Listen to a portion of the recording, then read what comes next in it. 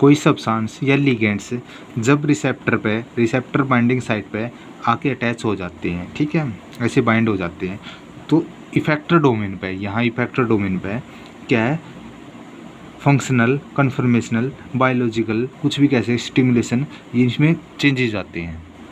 जब ligands bind हो जाता है लिगेंड्स बाइंडिंग डोमेन पे, तो क्या है, यहाँ बायोलॉजिकल फंक्शन एक्शन होगा, बायोलॉजिकल फंक्शन के अंदर चेंजेज आएगा, ठीक है, उसको बोलते हैं रिसेप्टर। और रिसेप्टर एक माइक्रोमोलिक्यूल होता है, ठीक है। अब देखो यहाँ क्या है, ये कोई वो दी हुई है, सेल दी हुई है, ठीक है, सेल के अंदर ये मेम्ब्रेन है। अब रिसेप्टर कहाँ कहाँ हो सकते हैं, पहली बात तो ये देखो, ये मेम्ब्रेन पे हो सकती है, ठीक है। जब मेम्ब्रेन पे जब रिसेप्टर क्रॉस नहीं कर सकते हैं मेम्ब्रेन को, ठीक है, तो वो ऑन द मेम्ब्रेन पे होंगे, ठीक है। जब क्रॉस नहीं करेंगे, मैक्रोमोलिक्यूल इनसाइड नहीं जाएंगे सेल के, तो वो क्या है, ऑन द मेम्ब्रेन पे होंगे। तो फर्स्ट तो क्या है, मेम्ब्रेन पे हो सकते हैं, इसको ट्रांस मेम्ब्रेन बोलते हैं, रिसेप्टर बोलते हैं, ठीक है। दूसरा साइटोसोल के अंदर हो सकते हैं, इनसाइड हो सकते हैं, ठीक है। तीसरा क्या है, न्यूक्लियस के अंदर हो सकते हैं, ठीक है। अब ये जो सेल के इनसाइड होंगे उसको क्या बोलते हैं, इंट्रासेलुलर बोलते हैं। और अब क्या है, दूसरा का एक्स्ट्रा सेलुलर भी होते हैं, सेल टू सेल, यानी एक ये सेल है कि ये सेल इनके इन बिटवीन भी हो सकती है, उसको बोलते हैं एक्स्ट्रा सेलुलर रिसेप्टर बोलते हैं, ठीक है। तो ये रिसेप्टर के बारे में बताया मैंने। अब क्या है, जो ये मेम्ब्रेन है, मेम्ब्रेन क्या ओलिगोसैकेराइड की बनी होती है, ठीक है। अब ये रिसेप्टर क्या है, वन पेप्टाइड का बना हो सकता है, मोर देन भी हो सकता है पेप्टाइड का, बट यहाँ वन पेप्टाइड चेन है। अब ये वन पेप्टाइड चेन है, ये पेप्टाइड चेन के मेम्ब्रेन को क्रॉस कर रही है, ठीक है। कितनी बार क्रॉस कर रही है, 12 टाइम क्रॉस कर रही है, ठीक है। तो इसको बोले trans membrane receptor, trans membrane बोलते हैं, ठीक है। और इसको बोलते हैं 12 बार क्रॉस कर रही है, तो इसका मतलब क्या है, 12 पास रिसेप्टर बोलेंगे। अब कोई लिगेंड्स, जैसे यहाँ कोई लिगेंड्स आके लिगेंड्स बाइंडिंग साइट पे बाइंड करता है, ठीक है।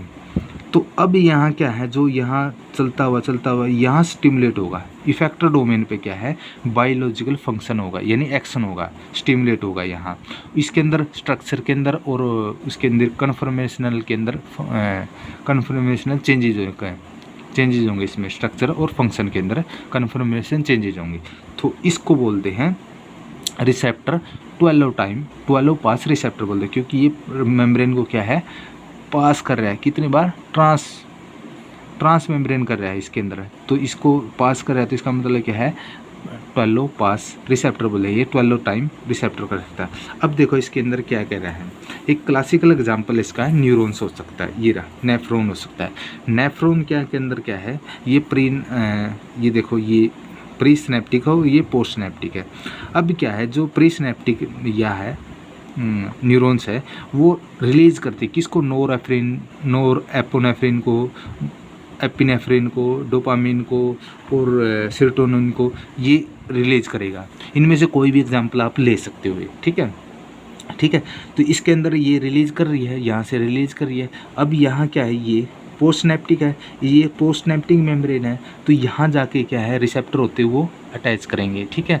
और ये क्या करेगा, अब क्या है, ये यहाँ फंक्शन होगा, बायोलॉजिकल एक्शन होगा, स्टिमुलेशन होगा, कन्फर्मेशनल चेंजेज होगा, चेंजेस आने के बाद ये क्या है, इसको वापस बैक कर देंगे, ठीक है।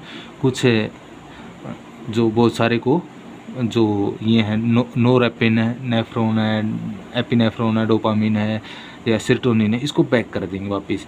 और इस रिसेप्टर पे क्या है, यहाँ क्या है, प्री सिनेप्टिक मेम्ब्रेन पे क्या है, 12 पास रिसेप्टर होते हैं, ठीक है। तो यहाँ क्या है, रिसेप्ट कर लेंगे ये, ठीक है। तो ये क्लासिकल एग्जाम्पल किसका है, 12 पास रिसेप्टर का, ठीक है। तो यही था बस आज के लिए, ठीक।